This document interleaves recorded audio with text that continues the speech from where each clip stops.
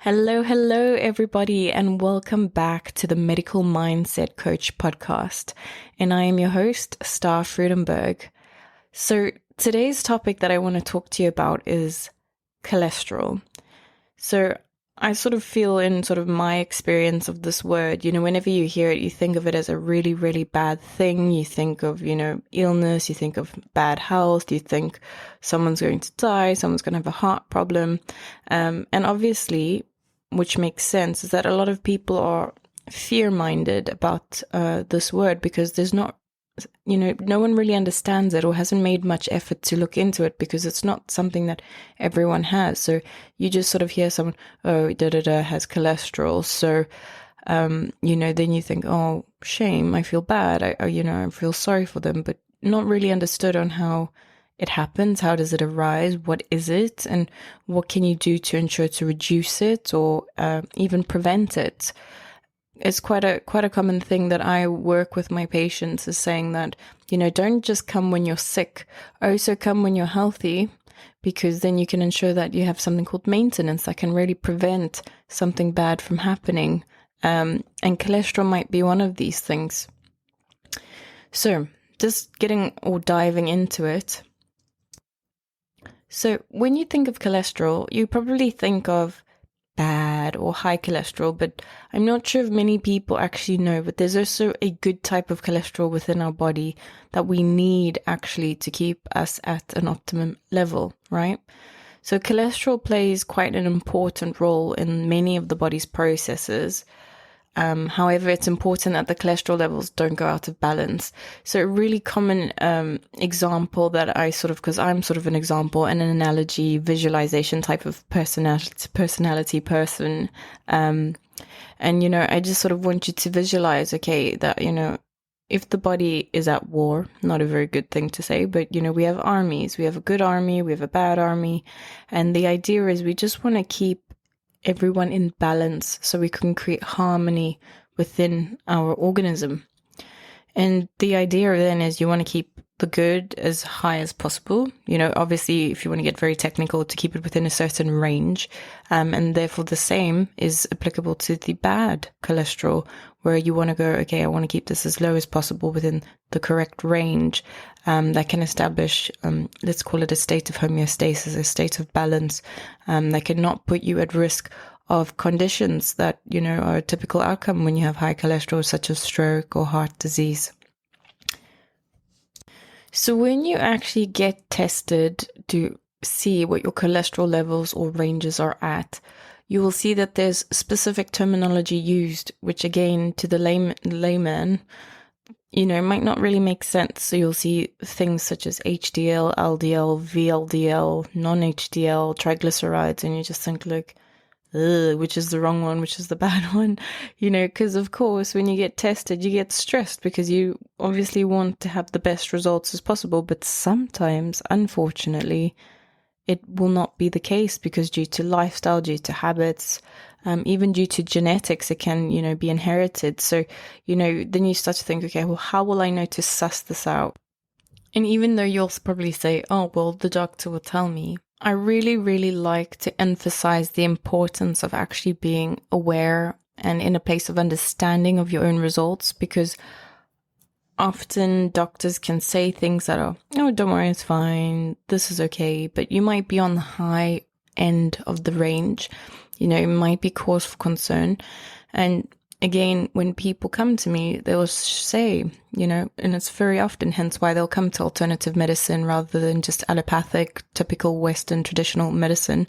It's because there was a lack of empathy, a lack of understanding, a lack of explanation, a lack of direction that was, not given. So, I think one of the things that I try to emphasize on is trying to empower the patient, try to help you understand about you, what's going wrong, because I think only when you understand, then you know how to adjust or correct, even though you may look for that guidance, you may look for that support, you may look for those tools, but at least you have a path, a form of direction, a form of understanding. So this is, again, one of the reasons of why I'm doing this podcast, because I want to really get what I would perceive as basic knowledge out there, which is not basic knowledge that everyone has. And if I can sort of try and create this to be a sort of a standard of a norm to understand your physical body better, because we do age, we do make incorrect decisions, we can be irresponsible. I mean, we've all been young once, and even if we're not young, we still do the things anyway, but it's just trying to be accountable, more responsible for our actions. And again, if you make bad decisions, then at least you know you have the tools on how to manage it after or correct it, etc. Okay, so when we go into sort of the terminology that you'll see when you get a result back in terms of cholesterol, you'll see words. So you're going to see words such as HDL, LDL, VLDL, non-HDL. And again, this is going to come across like, oh, what does this mean? What is this vernacular? What is this terminology? Which one's a good one? Which is the bad one? What is right? What is wrong, right? So I'll break that down for you. So HDL stands for high density lipoprotein. And this is the good kind of cholesterol, right? So the best way I remember it is when you see the H first, you go, that's high. I need that one to be as high as possible. Then you'll get the bad types of cholesterol, which in this case, there'll be 3, which is LDL, VLDL, and non-HDL. So LDL just stands for low density lipoprotein. VLDL means very low density lipoprotein, and non-HDL means so not high density lipoprotein. So then you'll get this alongside with something called triglycerides, and these are all things that you want to keep in check. So, the typical question is, well, how do I do that? How do I test that? Well, I offer a blood test in my clinic that can either be sent directly to your house, or you can come do the blood test in the clinic. That will get sent to a laboratory, and then they will then perform the check. You can also go to your GP, but sometimes the GP will only do these tests if they think it's valid. And sometimes you may not fall under that category of being valid. So, the test is not expensive anyway if you go privately. So it's just sort of a decision you need to make. I would always probably say try go to your GP first if it doesn't go through, because that would be free. Then you can come do it privately, right? But, all people have different concerns or different experiences or different things that are happening at different ages, and they just want to sort of get, or rule out something or check something, etc. Right. Even in this test that I do, it also calculates the total cholesterol to your HDL ratio and your triglycerides to your HDL ratio, which are both very useful information, which is very useful information for a private practitioner or a GP to use in determining your risk of heart problems or stroke. And obviously, sort of the main aim of cholesterol is, which I've mentioned probably a couple of times already, is about focusing on lowering your bad cholesterol, your triglycerides, and then increasing your good HDL cholesterol to an optimum level. So the next question, people go, well, what is cholesterol? Like, actually, what is cholesterol? We know about it, but we don't know what it is. And in literally one sentence, cholesterol is simply a fatty substance that is found in your blood, and therefore can maybe block the flow of your blood and maybe build up and get stuck, and therefore that can cause, like I say, some serious health problems that might lead to stroke or heart disease, or even to a point that you may die, right? So it's kind of, it's not a friendly subject to talk about, I suppose, but a very realistic one, especially in today's world, because a lot of the behaviors, the habits, the lifestyle that we are leading is just putting us at risk of high cholesterol. And it's very strange to see, initially when I started working, doing cholesterol tests with people, you obviously have a prejudgment that gets formed based on when you see someone and you think, oh, they look healthy, they look fine. And then these turned out to be the people that are actually with high cholesterol, or, basically taking you by surprise. And that just puts you back into your place of saying, you can't assume anything because anyone can be at risk, right? But again, cholesterol can be a fatty substance, or also commonly termed as a waxy substance found in your blood, and your body needs the cholesterol to build healthy cells. But if you have high levels of cholesterol, this can increase your risk of heart disease, right? And then with the high cholesterol, you can develop fatty deposits in your blood vessels. The thing is, or what I say the problem is that high cholesterol does not cause symptoms. So you can only really find out if you have it or have the levels are too high from a blood test. But you can lower your cholesterol with very easy, simple lifestyle changes, such as eating more healthily, getting more exercise. However, if you do go down the allopathic route or the Western medical science route, there is some prescription medication that can be prescribed, which the common one you'll know is statins. As statins can reduce the amount of cholesterol your body makes, and the protocol is that you take a tablet once a day, and according to Western science, you usually need to take them for the rest of your life, right? Other medicines that maybe NHS or GPs would prescribe that may be used if statins does not work, or if you do not want to take statins. These include other tablets such as ezetimibe, fibrates, bile acid sequestrants, also called resins, and bempedoic acid. Or you can have injections such as alirocumab and evolocumab. Pronunciation differs, I think, with everyone. But that's, of course, if you're going to opt for choosing medicine to help lower your cholesterol. So you might need medicine. For example, if your cholesterol level has not gone down after you have actually tried to alter your diet, your lifestyle, and if you're really at high risk of having a stroke or a heart attack, but then would be the thing that I say, ask your doctor about the medicines that, you may take or opt for, to be able to assist you if you haven't been able to do it naturally.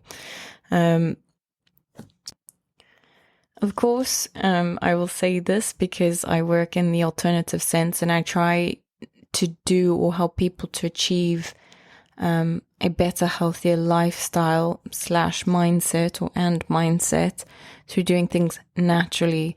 And I always think rather start with the easier steps, and then really at the end of it, if it does not work, then yes, opt for the allopathic route.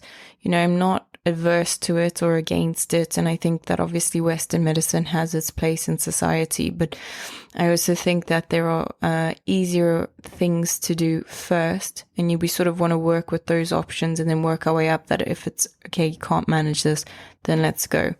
And a very common example would be about, when women hit menopause and they need HRT. You might get bioidentical HRT, but, to not maybe take something at all, it could leave you in a worse off condition. And rather than saying like, oh, I won't take this because it's allopathic route, But there are lots of alternatives out there. It's just, the point is, everything in mainstream at this point in time is all allopathic. And in a sense, we are brainwashed with it.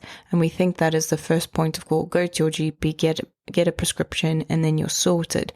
But what people do not maybe have sort of the whole picture as of yet is that there are a lot of easier things to do, a lot less cost, a lot more cost effective to implement into your life. But most importantly, these sort of suggestions that are being suggested are simple, they're obvious, but they also don't create another problem. What's the common issue is that as soon as you start taking some form of prescription medication, there's so many different side effects, and prescription medication is hard on the liver. So then you start then going, okay, I've started to manage problem X, but now I've got problem Y as a result of problem X. Then you have to take something else, and you're finding at the end of your life that you probably, most people complain when they come to me like, I'm taking 8 to 12 tablets a day. I mean, that's so much. That's so hard on the body. And it sort of becomes compulsory to take these things, whether it's out of fear or whether you really, really have to. And then the next problem is that you become dependent, and, then you can't miss a day of not taking something because now maybe your body's maybe addicted to it. And then when is your body ever going to have a rest? You see, this is the tricky problem. I always think to myself, the body is working 24/7. We may literally sleep, but the body's still doing its thing, in involuntary way, fixing, repairing, rebuilding, stimulating, moving, so this poor body. And I think if you're someone who's constantly taking medication and not giving your body a rest, I don't really think that's okay. But, some people think that that is their only option. And I think with that mindset, yes, that is true. But sort of, again, my point of view is to just try and help you get a whole picture, rather give you choice to make the decision you want than really only think that you have one choice. And I think that's really important. Again, the essence, coming back to this theme that I'm trying to, in a sense, leave my legacy with, is empowerment. You have the right to choose. Okay. So on that long-winded story or speech, I've been able to help so many people who have high cholesterol naturally. And, it's just being open-minded to saying yes. Everyone that I've worked with, there will be fundamental similarities in what protocols and treatments I'll do, what I'll prescribe in terms of natural healthy supplements, sort of lifestyle changes, etc. But, does one really powerful treatment that does come down to, which I'll start to explain in another episode, is colonic hydrotherapy. What is colonic hydrotherapy? It is a medical procedure where I will insert tubing up the rectum, and I will use high quality filtered water, and we use approximately about 125 liters to really flush out the large intestine, or also known as the colon, which really acts as the breeding ground of disease for the whole body, because that's where a lot of fecal matter gets stuck, trapped, mucus, chemical reactions, maybe from food sensitivities that come out. And through that cleansing process, and it's really not painful at all. There's a lot of stigma behind it, a lot of fear about talking about it, because, society has painted that we can't all talk about something that we all do every day, or, mostly everyone. Unfortunately, some people who don't go every day, but they should, just due to various reasons, which I try to help address. But when we do this procedure, so many knock-on benefits happen with it. And one of them is circulation, cleaning the blood, declotting the arteries, if you will, declogging the arteries and the veins, and helping stimulate, which is the vagus nerve, and that will help stimulate circulation in the body, and also giving hydration. Chronic dehydration is what everyone is suffering from, and the blood gets thick because we don't have enough water, and it's this compound effect that we're suffering with, that, you maybe had too many coffees, you had too much stress, you've drunk too much alcohol, you've done too many drugs, you're taking too much prescription medication, right? And just the sort of, I would say, initial detox phase, and then re-stimulating the body back to how it should be. And then you can start doing all the day-to-day actions, which I'll explain to you now, to help you if you are at risk of cholesterol. But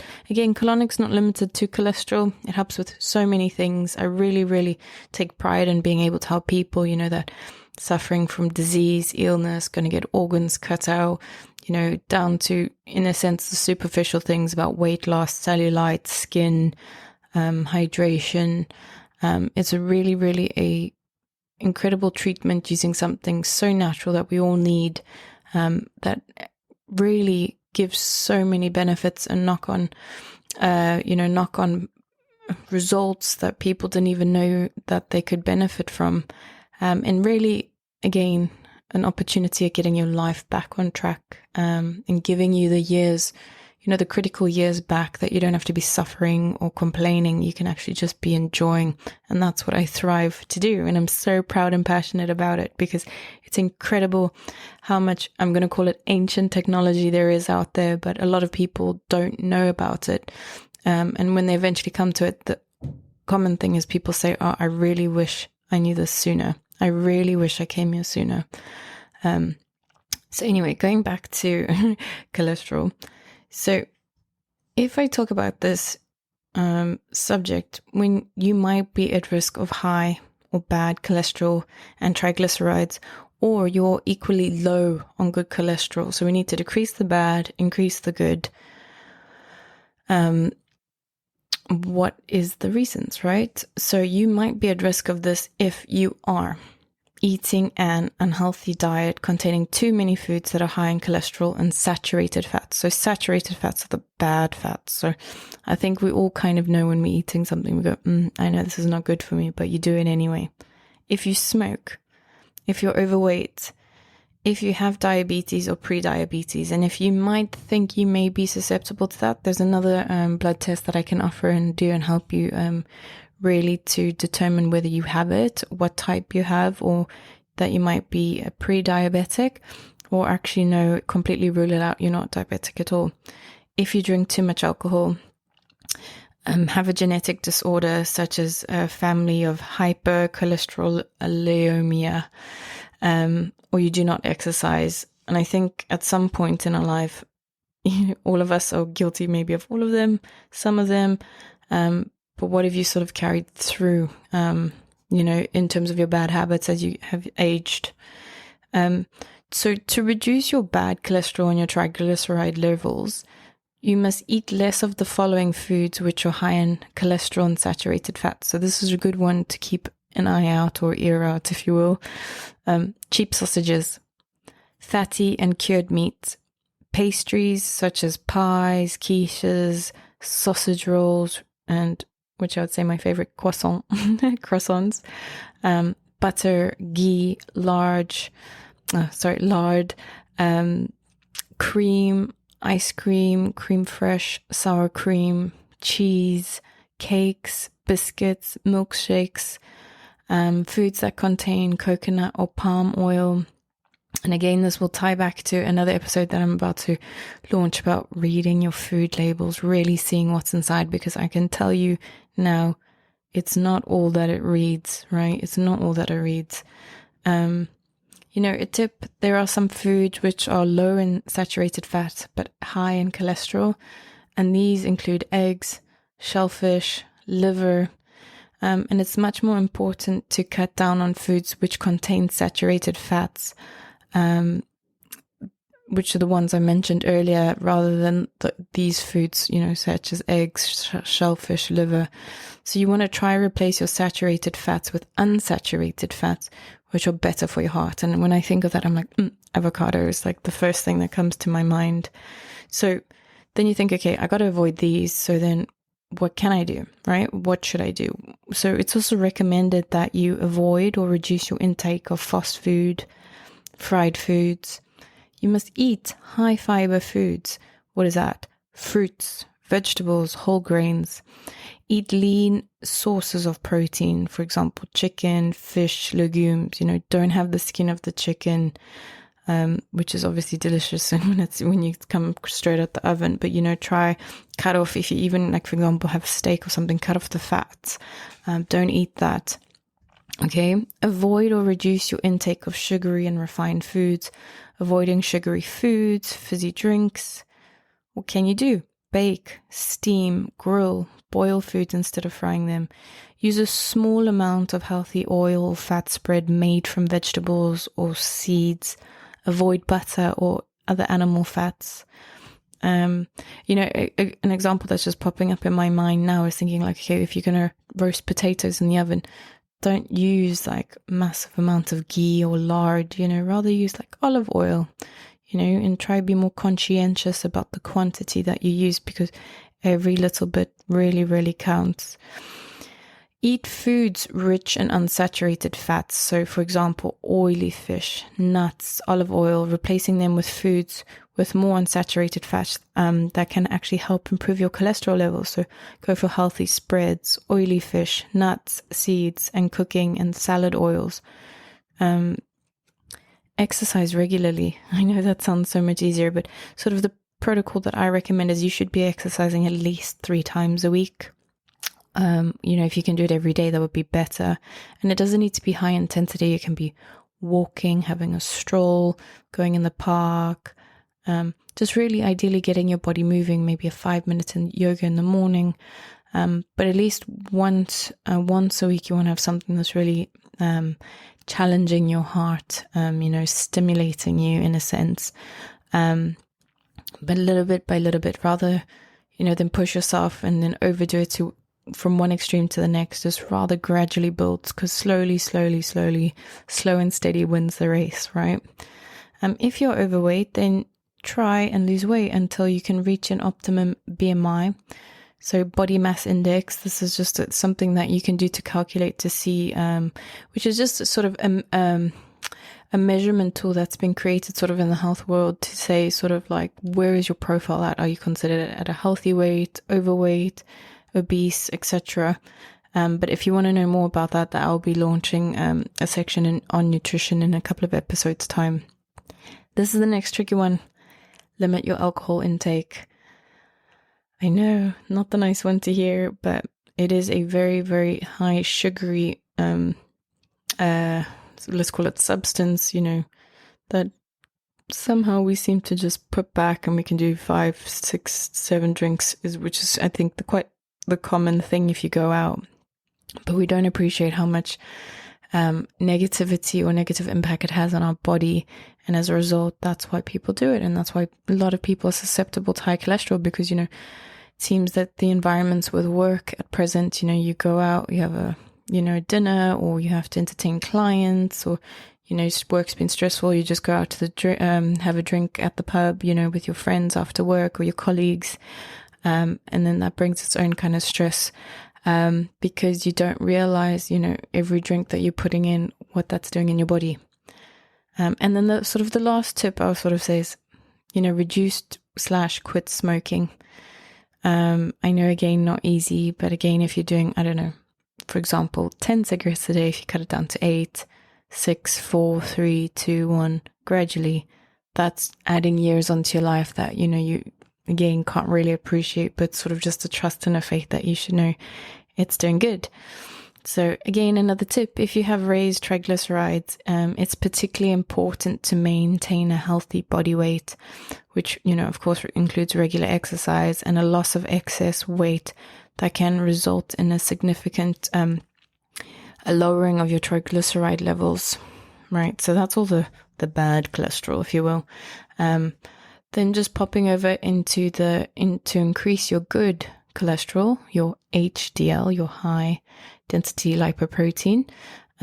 What can you do, right? Include in your diet oils and spreads that are made from flaxseed, soybean, sunflower, olive, rapeseed, and exclude those that have been made with hydrogenated or trans fats.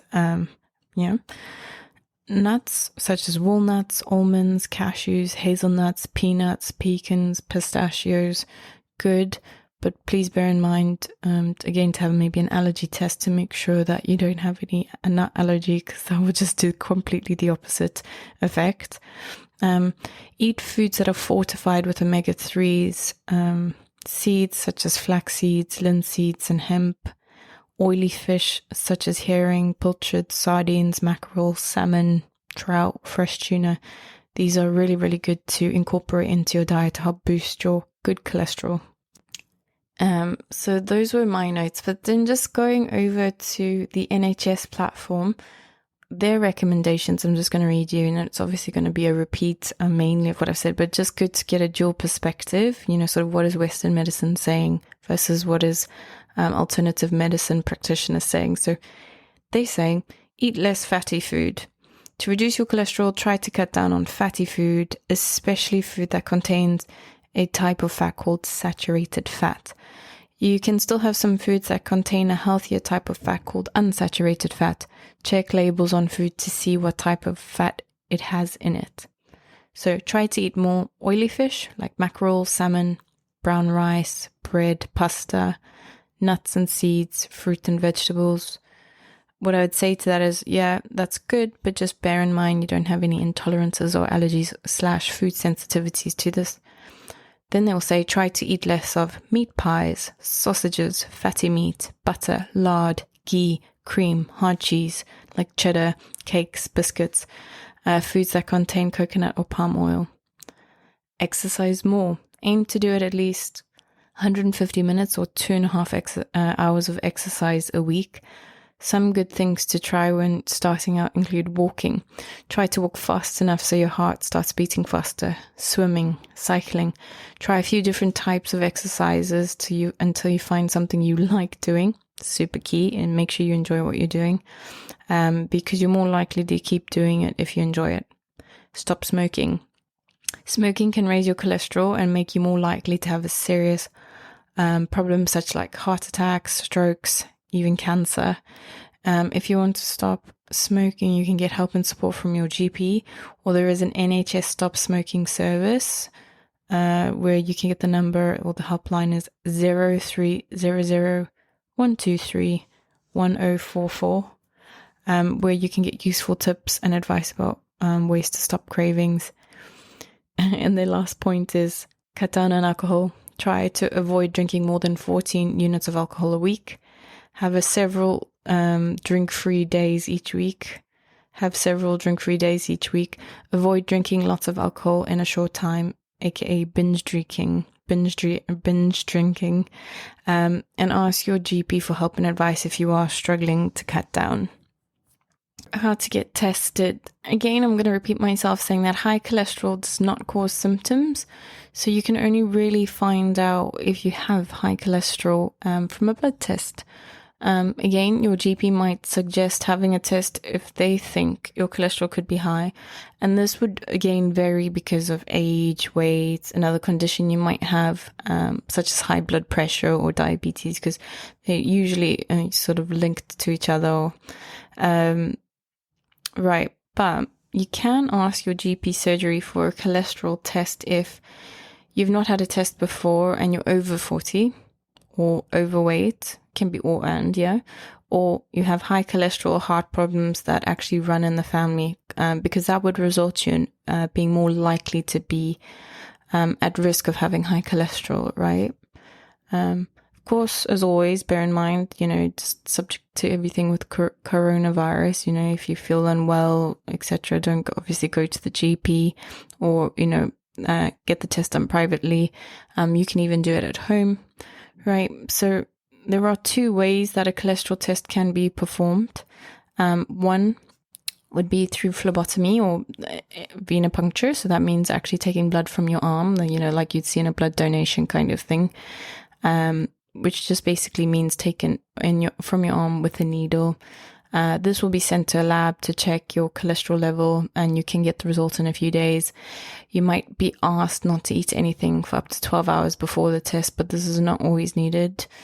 Or you can do the easier way, and the way I like to do, even though I can do both, is a finger prick test. This can be done again at the convenience of at your own home, or you can come into the clinic and do it. And this is done usually, again, bearing in mind if you don't have, if you're exhibiting symptoms or you really just want to know or / rule it out, a finger prick test. And this is a checkup that can help, detect or spot early signs of problems like heart disease or diabetes. And again, how it works is just you simply prick your finger, drop of blood. What we'll need to do is drip it into sort of a small vial, and then this gets sent to a lab, and then they'll perform the test. Again, usually takes about a week to, get results. They get sent to me, and then I'll help you to obviously unpack the results and what it actually means. For the test, I do ask people to fast for a minimum of 6 hours, just so you know, so that nothing gets sort of peaked or spiked erroneously, or sort of not really as the true state of your body, just due to different things. Maybe you've had things that have spiked your sugar levels, or maybe not enough water, etc. in your body. Right, so obviously what happens next? If you have high cholesterol, of course, a doctor, nurse, or a medical practitioner like myself will talk to you about it and how you can lower it, but I've already given you that information in advance. And I said, it will be either changing your diet, performing a couple of different therapies, or if you really want to, and it's your choice to, you can obviously root for taking medicine. So again, this will work out at lowering your risk of heart attack, stroke for the next 10 years. And this can be assessed using the information they at hand, being your cholesterol levels, your blood pressure, your height and your weight, your age, your sex, and your ethnicity. So lowering your cholesterol can help you lower your risk of having heart attack or stroke. And then on that last point about your cholesterol test, I just want to just talk you again what sort of the numbers or the threshold should be, or the range should be, right? And again, just to repeat myself, okay, a cholesterol test will be able to measure your total cholesterol, right? So the overall amount of cholesterol in your blood, including both good and bad cholesterol. It will test good cholesterol, which is HDL, which this makes you less likely to have heart problems or stroke. Then you have bad cholesterol, so LDL or non-HDL. This can make you more likely to have heart problems or stroke. And then your triglycerides, which is the fatty substance similar to bad cholesterol. So when you get your result, you may be just told about your total cholesterol, usually. But then with the results that I offer, you'll be able to get broken down or separate results between your good, your bad, the triglycerides, and then obviously a ratio between the two, or a couple of ratios to help you analyze where you're at in your profile. So to know where your levels should be, this is a guide that I'm going to give you. And these are sort of the levels you should aim for. But, they might be slightly different, slightly lower, slightly higher. But just the overall total cholesterol, in your head, you want it to be 5 or less. You don't want to be at 5 ideally, but 5 or less or below, right? Good cholesterol, HDL, you want it to be 1 or above. LDL, bad cholesterol, you want it to be 3 or below. Non-HDL, bad cholesterol, you want it to be 4 or below. And triglycerides, you want it to be in the range of 2.3 or below. Whew. So anyway, that is all you need to know about cholesterol. So again, I've repeated myself quite a few times, so really hoping with the aim that it's going to start sort of going in and absorbing and digesting in your mind space. And if you feel that you may be at risk, or maybe something I've said that you go, I actually do that a lot, or eat this a lot, or I know I'm not drinking enough water, or I'm not exercising enough, or I drink too much alcohol, or I'm smoking a lot, or it might be running in my family, and you think, I think I might need to go for a test. Go to your GP first if you can, and if worst case scenario doesn't work out, you can always come, for example, to see me privately if of course I'm within the right area for you. But like I said, these are tests that can be sent to your house directly. And of course, many people don't want to either see their blood or go through the procedure themselves. Then they can come straight into the clinic to do it. It's a simple, quick test, takes a couple of minutes. And then we get your results ideally within the week, and then we can sort of track where you are and then see what lifestyle changes need to be made or can do, or what we can do to help you to really get your health, your vitality back on track.